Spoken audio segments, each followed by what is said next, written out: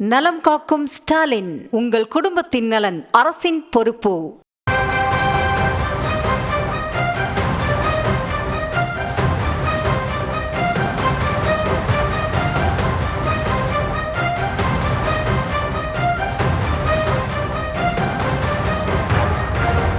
அண்மை செய்தியை பார்த்து வருகிறோம். முதலமைச்சர் அமைச்சர்கள் பதவி பறிப்பு தொடர்பான மசோதாவுக்கு முதலமைச்சர் மு.க.ஸ்டாலின் கண்டனம் தெரிவித்திருக்கிறார்.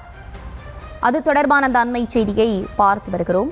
கருப்பு நாள், கருப்பு மசோதா என குறிப்பிட்டு முதலமைச்சர் மு.க.ஸ்டாலின் கண்டனம் தெரிவித்திருக்கிறார்.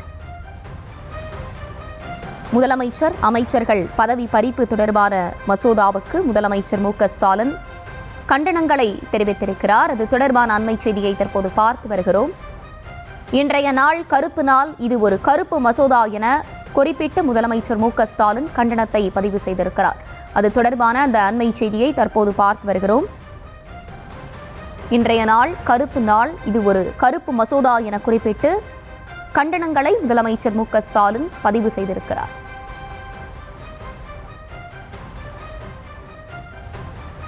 முதலமைச்சர் அமைச்சர்கள் பதவி பறிப்பு தொடர்பான மசோதாவுக்கு முதலமைச்சர் மு.க.ஸ்டாலின் கண்டனங்களை தெரிவித்திருக்கிறார். கூடுதல் விவரங்களோடு இணைகிறார் எமது செய்தியாளர் பாரி கார்த்திக். வணக்கம், விரிவான விவரங்களை வழங்கலாம். வணக்கம். 130வது அரசியலமைப்பு திருத்தம் ஒரு சீர்திருத்தம் இல்லை என்றும் தற்போது தமிழ்நாடு முதலமைச்சர் அவர்கள் தன்னை பக்கத்தில் தெரிவித்திருக்கிறார். 30 நாள் கைது, தேர்ந்தெடுக்கப்பட்ட முதல்வரை பதவி நீக்கம் செய்தல், விசாரணை இல்லை, தண்டனை இல்லை, பாஜகவினுடைய கட்டளை மட்டுமே என்று முதலமைச்சர் அவர்கள் தெரிவித்திருக்கிறார். தொடங்குகின்றன என்றும் வாக்குகள் திரட்டுதல், போட்டியாளர்களை தொடர்ச்சியாக பலவீனப்படுத்துதல் உள்ளிட்ட, மேலும் பாஜக அல்லாத மாநிலங்களை நசுக்குதல் உள்ளிட்ட இதை மேற்கோள் காட்டி முதலமைச்சர் அவர்கள் ஜனநாயகத்தின் வேரையே தாக்கும் இந்த மசோதாவை நான் கடுமையாக கண்டிக்கிறேன் என்றும், மேலும் இந்தியாவை ஒரு சர்வாதிகாரமாக மற்றும் மாற்றும் முயற்சிக்கு எதிராக அனைத்து ஜனநாயக சக்திகளும் ஒன்றிணைந்து போராட வேண்டும் என்றும் அழைப்பு விடுத்திருக்கிறார். பிரதமரின் கீழ் இந்தியாவை ஒரு சர்வாதிகாரமாக மாற்றுவதன் மூலம் அரசியலமைப்பையும் அதன் ஜனநாயகத்தினுடைய அடித்தளத்தையும் கெடுக்க பாஜக முயற்சி செய்து வருவதாக முதலமைச்சர் அவர்கள் குற்றம் சாட்டியிருக்கிறார். வாக்கு திருட்டை அம்பலப்படுத்திய பிறகு மத்திய பாஜக அரசு அமைக்கப்பட்டதற்கான ஆணையை கடுமையாக கேள்விக்குறியாக உள்ளது என்றும், அதன் சட்டப்பூர்வமான தன்மையை தற்போது சந்தேகத்துக்குரியது என்றும் தெரிவித்திருக்கிறார்.